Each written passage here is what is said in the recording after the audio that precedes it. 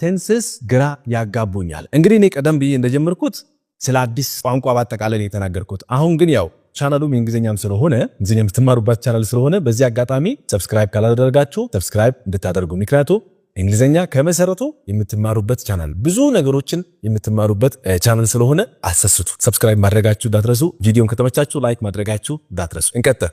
ስለዚህ ምንድነው ያልኩት? የእንግሊዘኛ ቴንስስ ግራ ያጋቡኛል የሚል ሐሳብ ነው ያለው። ወይም ይሄ መሰናከል አለ። አንድ አዲስ እንግሊዘኛ ቋንቋ የሚማር ሰው ይህን ነገር ሊያጋጥመው ይችላል። ታዲያ እንዴት ሊፈታው ይችላል እናያለን። ስድስተኛው መሰናከል፣ ሁሉንም ነገር ለማውራት ስፈልግ በአይምሮዬ ተረጉመዋለሁ። ከምን? ከራሴ የአፍ መፍቻ ቋንቋ ማለት ነው። ስለዚህ ይሄ ብዙ ሰው ያጋጥመው ችግር ነው። እኔም እንዳልኳችሁ እንዳስተማሪነቴ ብዙ ሰዎች ያጋጥሙኛል። ልክ የሆነ ጥያቄ ጠይቃቸዋለሁ፣ በአማርኛ ጥያቄ ጠይቃቸውና ከዛ በኋላ ይሄን በእንግሊዘኛ በሉልኝ ብዬ ብጠይቃቸው ቀጥታ ወደ ትርጉም ነው የሚሄዱት። እንደዚህ